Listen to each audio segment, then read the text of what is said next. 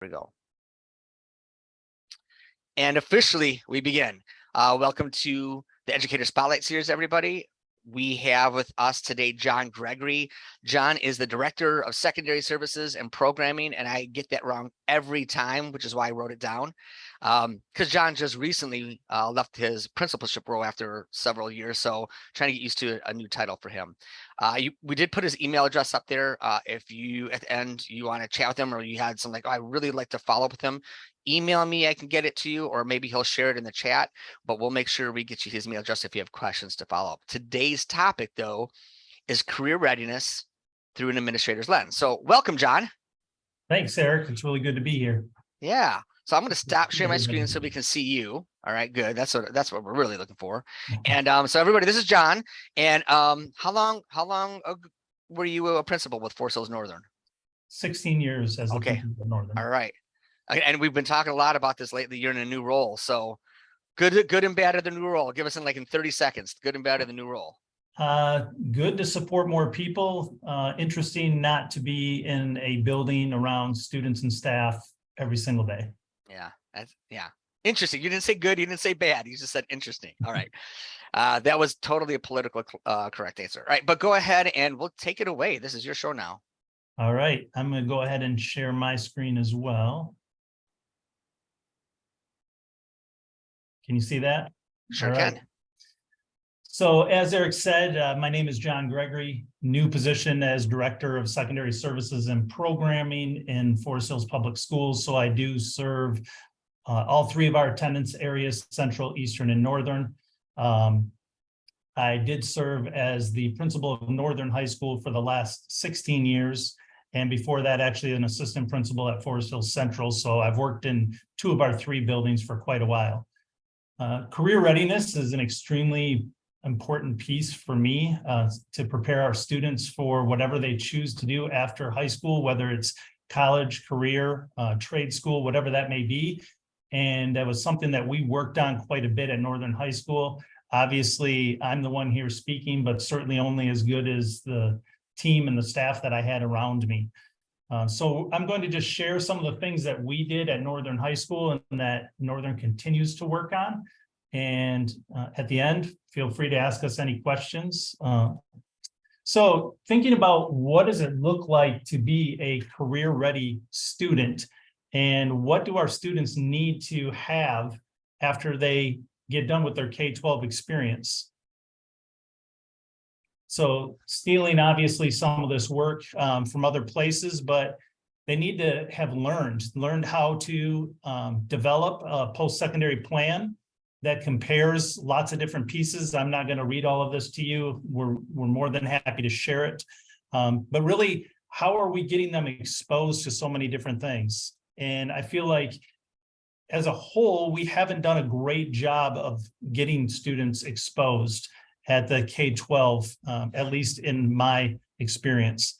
Also, how do we get them connected during that exposure? So connecting the employability skills used in the classroom and how they relate to the world of work and even college. So the 6 that we really concentrated on at Northern High School, the 6 skills: communication, collaboration, innovation, problem solving, global awareness, and resilience. And that came out of a lot of work actually with Eric and the Kent Career Technical Center, and working with our business and industry partners of what skills were they seeing were not there in applicants for their jobs. And then connecting that relationship between their academic content with those opportunities after high school. Because a lot of times our students don't see that connection. And where this really became evident for me, we have a group we call team at Northern High School. It's counselors, administrators, social workers, psychologists, different staff that sit on that team. And we would look at students that were struggling in high school. And we would go back and look at them all the time. How are they doing now? And suddenly their grades would start to improve when they would join KCTC in the 11th grade. And one day I just became so frustrated and I said, guys, they don't have a magic wand at KCTC. What they're doing is showing those students the relationship between what they're doing and what they're going to be doing, and they're engaging students in their work. So how can we do that at an earlier level in our high school? And I'll talk a little bit about some of those programs that we did. The other pieces are, again, the experience. Are they exploring different interests through professional experiences, whether it's work-based learning jobs, internships, job shadows? And again, I'll talk about some specifics that we do at Northern High School. Are they personalizing it? Are they basing it on research and their own experiences? Oftentimes we see students that leave high school and A, they either have no idea what they want to do, or B, they tend to start their journey doing something that maybe their parents, their guardians did, or a family friend did. And oftentimes, again, I think it's because we don't give them enough exposure to what all those opportunities are. And finally, a plan. They need to have a plan. So how do we help them make that plan so that when they leave high school, they're not just struggling and floundering. And if they're going on to college, ending up going to college for 5 or 6 years with $100,000 worth of debt. So what we did is kind of look at the 4 years of high school and break it down into what we could do in those 4 years. Now, this is just a simple version, and I'm going to show you some more specifics in a second. But really at that freshman year, exposing through outside speakers. And oftentimes the more interesting the job, the more well attended it is. That sophomore year, really bringing industry into the classroom. So students working on real world problems by connecting with our business and industry partners. Junior year, job shadows, and then senior year, true internships out in the field. And our goal is that every senior at Northern High School would have an opportunity to be in those internships. So what we did is we took what the Michigan Department of Education talks about as far as what students should be doing to prepare for career and college readiness, and broke it down into our 4 grades and using their same bullet points. Again, not going to read through all of these. The bullet points are the same for all 4, at least the title bullet points are the same for all 4 grade levels, and then it changes on what types of things you do under those 4. The one that I'll probably concentrate on the most is the building the career pathway and building knowledge about careers. So at our 9th grade level, we started a program a couple of years ago called Project Next at Northern High School, which is a cross-curricular project-based learning program. Students can elect to be in that program, and it concentrates heavily on skills and using curriculum to be the vehicle to help teach those skills.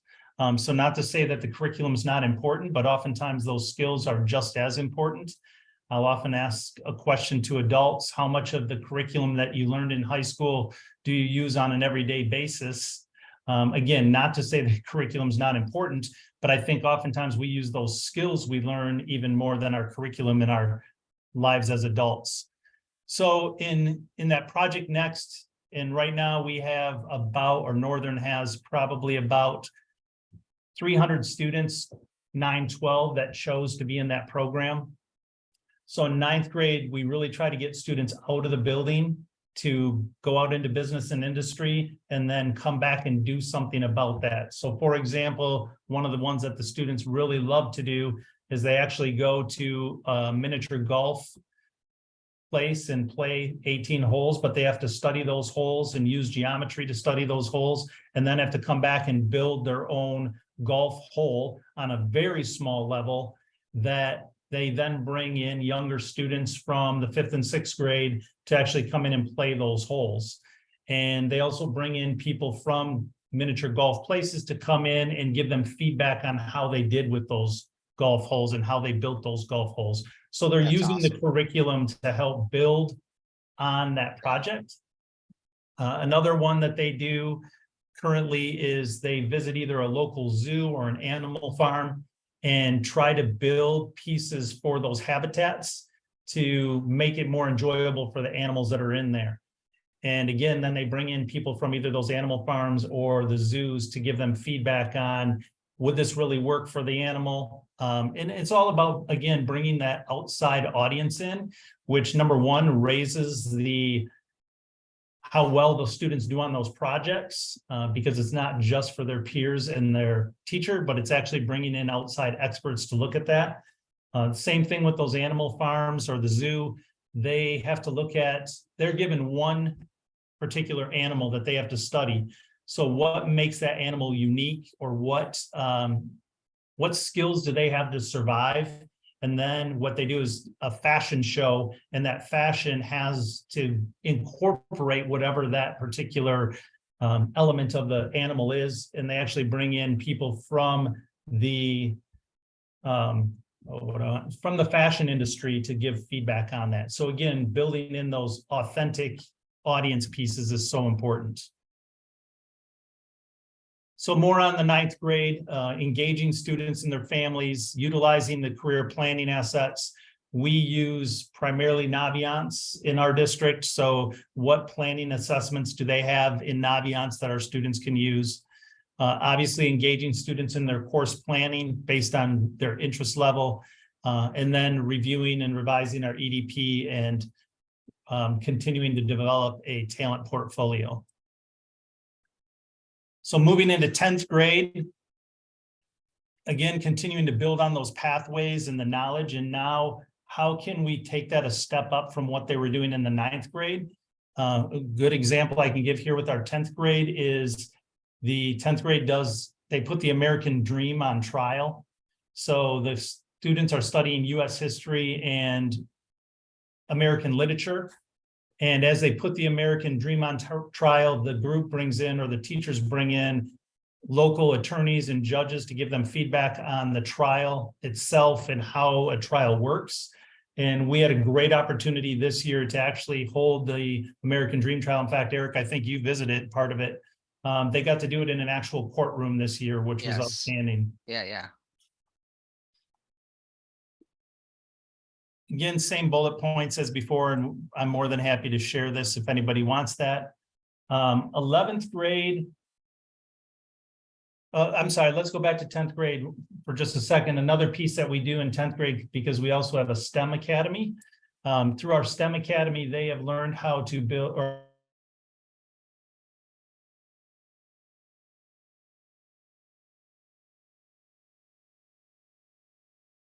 make their own sewing, and just anything real world that those students can grasp onto so they can see what they're interested in moving forward.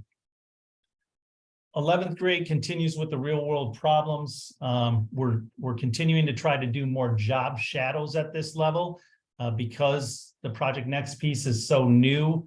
More so our job shadows right now are in the 12th grade and moving into internships. But they also work on energy crisis and developing projects to solve the problem of an energy crisis in the 11th grade. 12th grade right now is an area that we focus on heavily in the building. For this, we hold mock job interviews in our building with many of our students, not just Project Next, but also STEM and our senior English classes. So we've been blessed to have several outside business members come in and hold those job interviews. So they're getting, again, actual people interviewing them for jobs. Job shadows and internships have been big. Our senior English class, every single student goes out on an internship. Same with our Project Next and STEM programs, which covers about 2/3 of the senior class right now, where students are getting those opportunities. In our Gone Boarding class, they work very closely with several business and industries. In fact, two of our students, well, all the students in the Gone Boarding program just did a pitch to a company out of Oregon called True Gear. And the company picked the #1 pitch to now be the logo on their gear. So the students just had an incredible opportunity to work with their marketing and development company.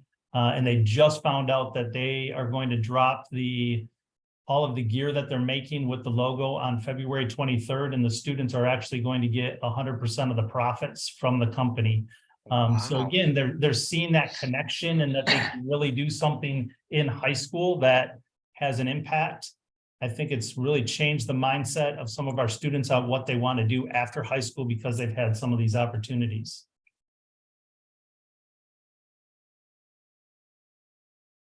So then the other piece that we did to try to really make it relevant for our students in the building is look at the 6 career pathways. And again, taking a lot of this information directly from Michigan Department of Education. So if they're interested in arts and communication, it talks about, is this career path for you? What types of careers are in that particular pathway? And then we broke it down to actually show what types of courses at our building students should take in order to follow that pathway. So all 6 of the pathways are identified here and breaking it down for the potential courses that our students could take in the building in order to follow that pathway. So that's really, Eric, my presentation part of it. Would love to open it up to questions and Yeah. be able to answer any questions. Yeah, that's awesome. And want to share just a couple of things too. I was just scrambling to write some notes down, and I can talk to some of these things because I got a chance to see firsthand some of these different programs that you and things, projects within Project Next particularly. I want to share something first. I wrote this down because I wanted to make sure I didn't forget. I recently found it. So I work at Kent Career Tech Center, but my role is not to work with the KCTC students. So if you're at an ISD, and I don't know if you're in a similar role, oftentimes our ISD people are working internally, but my job is to work externally with our locals because we obviously are doing a great job at the tech center. How do we help create opportunities? Like you said, it's not just for the tech center. But I found a stat for the first time. This is my 8th year here. And I just saw a stat because I don't normally work with the tech center people that really blew my mind. I don't know if you're everybody here is familiar with this, but in Kent County, so I know about 23 people that signed up from the Kent County area. Of those here, 80% of Kent County students around, and I think this was 2019 or 2020 data, 80% of Kent County students graduate in 4 years. And this data was pretty close to statewide. It was like in the 78 to 80 or so statewide, our students are graduating within 4 years, which is actually significantly higher than what it was years ago, right? So our graduation rates are increasing. What was surprising to me was 96% of students who enrolled in a CTE program, and that might mean going to your tech center, but it might be in a CTE class at your high school, local high school. 96% of students who are involved in a CTE program are graduating. And this is not about talking about the tech centers, but that's not again, my job is to work with the locals, but I just thought that blew my mind. And what it did, though, is it confirmed some of the research I'd seen before. I have another great slide that I don't show with these presentations, but when I do face-to-face presentations, I show the level of engagement for students. And John and I have talked a lot about, like, we get together a lot and we talk about this idea of rigor versus relevance. When I first started in education, it was, R&R, rigor and relevance, but I saw a lot of attention on rigor and not so much on relevance. And one of the things that I was most impressed with since I've started working a lot with teachers like Austin Krieg and a couple others, and Jennifer Kiger, I think, is on here, who are doing things to try to build relevance in the classroom, is that they're building programs and projects that are trying to tie the classroom to careers. And I think that's one of the biggest takeaways. And you gave a couple of examples. During COVID, students were all at home, and I got a chance to sit in one of the Project Next groups. You mentioned energy thing, where they actually had a client. I think it was in the image. Is that right, John? In the image, they were a client. So they were a local nonprofit, and they had just moved to a new facility, and it was bigger, which is great. But now all of a sudden it's much bigger and a different energy costs, right? And they tied in, I think it was consumers or DTE. I can't remember which. I think it was consumers. I'm not sure. Yeah, consumers. Okay, consumers. And they came in, and what they did is the students worked with this business to do an energy audit, and they started going and doing some numbers crunching, and they started trying to figure out ways, how could we help bring down the energy costs? And you mentioned another one with, this, the logo. What I guess what I'm getting at is, when we find our teachers who are engaging in their content real world problems, and real world authentic situations, engagement goes through the roof. I was blown away during the COVID period that the level of engagement from the kids watching these presentations. So I guess I'm just gonna ask you, talk to the, like, when you're seeing Impression Next, and not just Project Next, but any of your programs that you saw when your students were engaged with employers, what did that look like versus maybe more of a traditional approach? I think anytime that students are engaged with business and industry, or engaged in general in their learning, and they can see that relevance, it just takes the it takes the level to which they perform up a notch, because they do see that relevance. They see, why do I have to do this? Again, I'll go back to when I was talking about team, and I said to the team, you know, it doesn't surprise me that students that are going to KCTC are doing better in their grades than they were before, because they're seeing that relevance of what they're doing. And that happens in many classrooms when the teachers engage the students in that piece, right? When they can see that relevance, it's so important to get them going on what they're trying to do. Sure. Absolutely. And then at least when I just threw out a question, whether it be in the chat or you again can unmute yourself. I'm going to circle back in just a second to the 9 through 12 plan, but I guess I'm just looking for people with confirmation. Those I saw classroom counselors, I saw some administrators on here. I thought maybe we had a teacher or two on here, but in your roles, what do you see when there are legit connections to the classroom with businesses? Is anybody can share a story or share something where they say, like, no, I definitely see a difference when there's a true connection being made?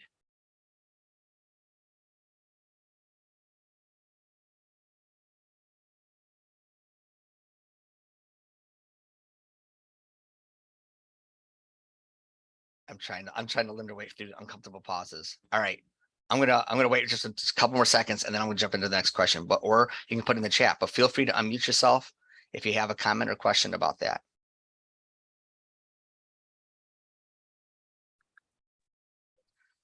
Actually, Okay. I have Oh, something if I can. there we add. go. Yeah, please jump in. Okay. So we have a career center in Taylor, and it's wonderful. And when our students from our nursing go to the go to the to our hospitals and help, it becomes life-changing for them, because now they're on a mission, they know what they're going to do, and it becomes very relevant. This year we started a teacher cadet program. They go into the elementary schools and they help the teachers, and now they're in a different role, and it has really motivated our students. I do have a question too, if I can Absolutely. ask this. So the seniors, you said, have internships. I'm wondering what that looks like. Do they go every day? Is it a half day? How does that look in the schedule? How, how that works? That's a great question. And actually, before John jumps in, I was actually making a note. I was going to share that too. I think the internships is probably that last probably component. John, that's something that kind of has only kind of really started developing in these last couple of years, if I'm not mistaken, because you were building some blocks. But I know I've talked to Krieg several times, and this is the year where he was really kind of diving deeper with some of that. Is that correct? In that particular program, but again, and I know Jennifer's on here as well, and maybe she could speak to this. In the senior English class, they've been doing it for a few years as well. So what we've done is set up those courses to be blended courses. So the students are typically in class in the building 3 days a week, and then we give them back that time 2 days a week to build into their internships. So while the internship maybe doesn't take place during their 6th hour, they're getting those 2 hours a week of time to put into their internship. That's the way that we've done it. And that's a good question, Laura. I will say I've also talked to a couple others. I mean, this is just dating myself, but going back, I did the co-op way back when it was called co-op. Now with work-based learning, we definitely have a couple of programs in some of our locals that are doing some robust work-based learning, but I'm starting to see some other programs. There's one out there called Big Picture Learning. If you haven't heard about that, you might want to check that out.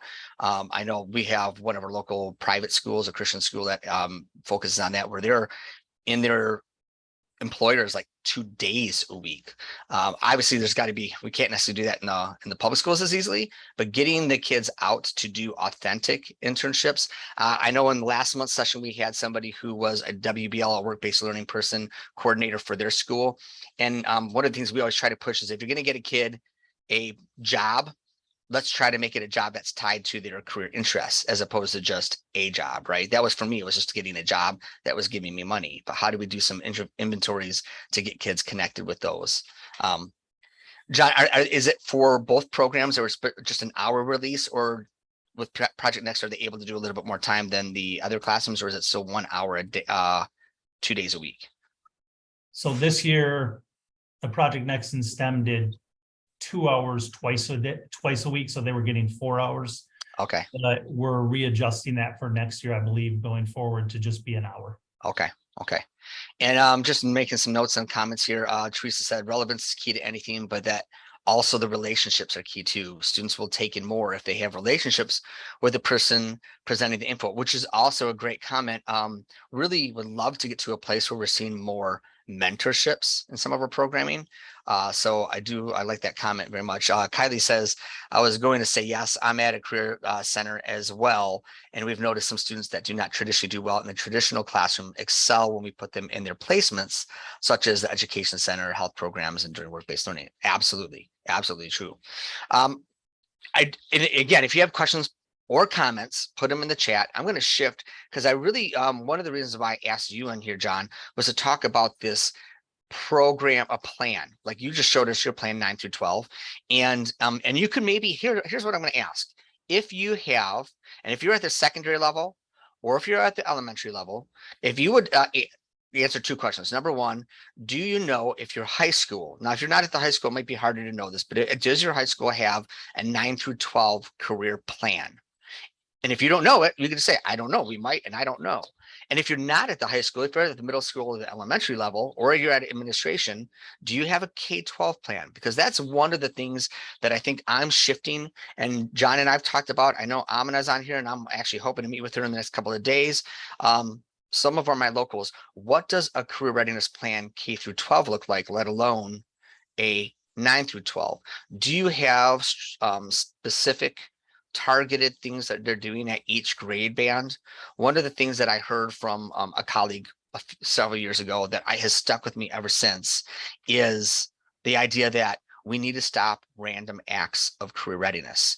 We have a lot of good things being done in some of our schools, but what I often find is it's a one-off. And in my role, this is my 8 years here, I've had a chance to talk with a lot of classroom teachers and counselors doing some pretty cool things, but they're often like the champion, and but they're also the island, right? They're that one person who's willing to try to do some cool things, but it's not a coordinated effort. So what I'm curious to know is, do you have a comprehensive plan? And it could be a simple, yeah, we've got a plan, or no, or I don't even know. So let's see what people are saying. So Joel says, I don't know what our plan is, though it's your first year with the district. Okay, we have a building administrator transitioning into a district college and career coordinator position. That's awesome. So you imagine it's being developed and revised. Somebody else says, no K-12 plan in our district, but we are working on it. On a 6 to 12. Great. Carrie says, I agree. We have a 6-8 plan for my building, but I think we need to establish a K-12. And Leanne says, we're working on it. That's right. Leanne and I actually met and are continuing going to start building out that plan. Interestingly, we just sat there looking at their EDP tool right now. So they're looking at possibly switching vendors. So we just did some EDP demos. And what I find to be very interesting, a lot of our locals have an EDP tool. 2 things. Number 1, I have seen districts here in Kent County, and maybe in your county, you've seen the same. We are a little unique. We let each of our schools choose their EDP tool, whereas in some counties, like it's a county-wide, we're going to use Zello or we're going to use Naviance or whatever, which, believe it, as you can imagine, is a hot mess, right? Every district has their own tool they're using, which can be quite difficult. But we have seen in our own county, some of our middle schools using one tool, say Zello, and the high school is using a totally different tool, Naviance. Can you imagine the chaos that creates and the lack of continuity when it comes to just using an EDP tool? In the same token, I've sat in meetings with counselors where the counselors in the high school and the middle school says, well, I know you're doing this at high school. And then the high school counselors kind of feel a little sheepish and like, well, we're not really doing that. It leads me to start thinking, why do we not have a K-12 plan when it comes to career readiness? And really that should be part of your CIP, that continuous improvement plan, right? So I'm curious to kind of get that. So John, if you want to share a little bit about that, I know we've talked, you've got this 9-12 plan and it's been developed over a few years. And how do you see this vision of that actually being K-12 and what would be the benefits of that?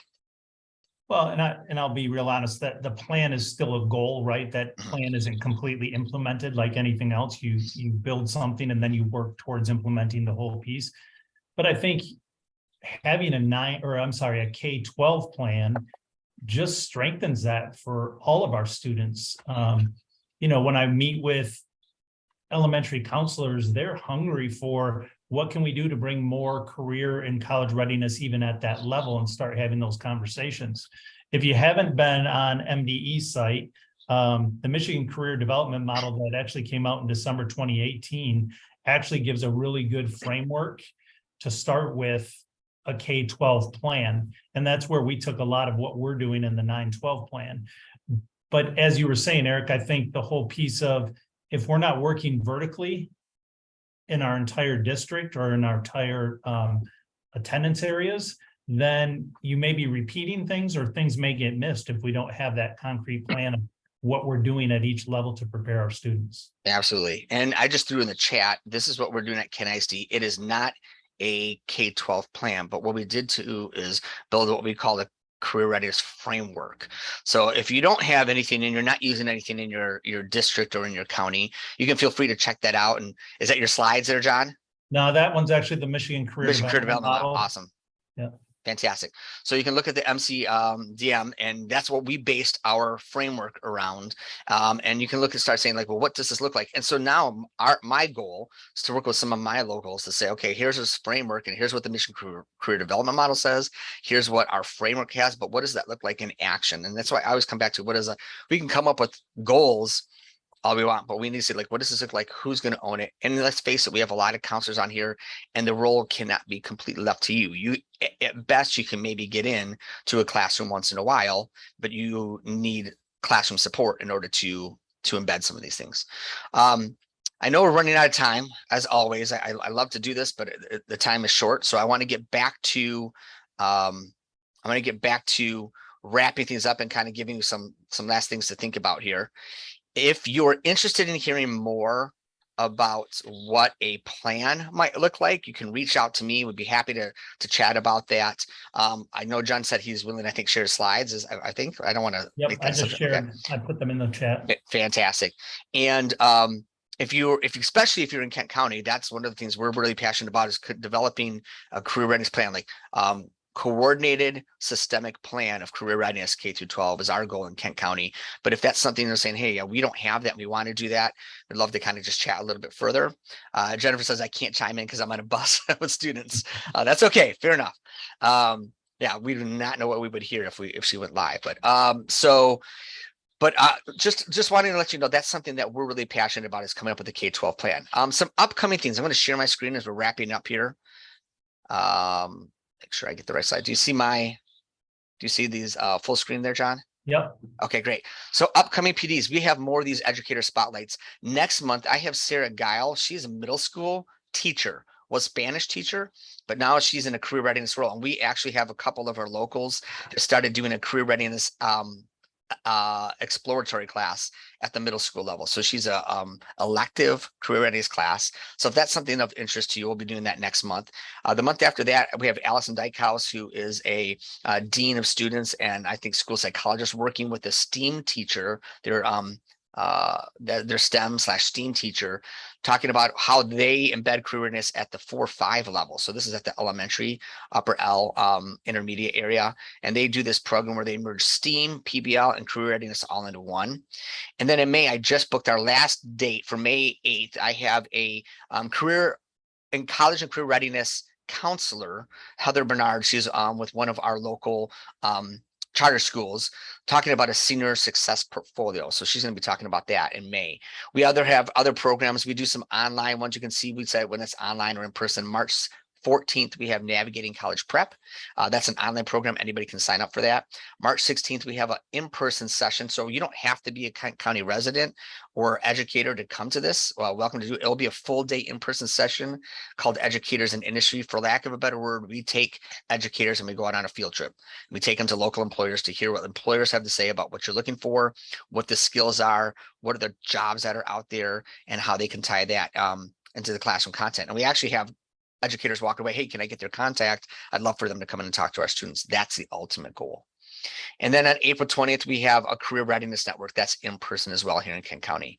And if you've never heard about it, I saw several people saying this is their first time. We do what's called career chats every Tuesday and Thursday. One of my colleagues in a different department does every Tuesday and Thursday 30-minute career chats with different employers that we record, and you can go online and you can share with students to just hear about a variety of different careers for students to just get little kind of 30-minute introductions to different career pathways. If you're interested in hearing more about this, or like if you know somebody that you'd like to nominate, or maybe you want to share, hey, we're doing something pretty creative and innovative. My biggest thing about this program is to let people know there are things out there that you could be doing. Today was kind of more of a big picture, but oftentimes when we have a guest, it's very, very specific. Here's one thing that I'm doing to embed career readiness into instruction, whether it's a counselor or a classroom teacher. If you know somebody or want to nominate somebody, you could go to bit.ly/spotlight guest, and we'd love to talk to you about scheduling you as a guest for next year. And then finally, sketches for today's session. I believe I think I threw them in the chat here. I just haven't set them. So let me hit that send. And that's the bit.ly and the 6-digit code in order to get a sketch for today's session. So there's 691540 is the 6-digit code, and you'll want to go to that bit.ly, and then you'll just click the drop down to select John Gregory about today's session. So wrapping it up, my name is Eric Kelleher. My email address is there below, erickelleher@kenic.org. If you have additional questions, I'm going to stick around for just a couple of minutes. If you have questions for John, I don't know how much time he has, but probably a minute or two, you can at least stick around and we can follow up. But thank you for attending today. If you haven't done so and this was your first time, I'm going to go ahead and throw in the chat in just a second here, our YouTube channel. You can go back and look at our prior sessions. Any session you want to attend from this year, we record them. You can go into our PD Hub and then register for the on-demand sessions and still get a sketch for that. So if you're like, oh, this was interesting, I'd like to hear some of these other ones, go back and register for our on-demand for anything from this year, and you still get a sketch for that. So I think that's it. If you have questions, stick around. Otherwise, thank you so much and have a great day. John, I appreciate it. Thank you for your time today, John. Thank you. I'm going to hit that stop record. Is there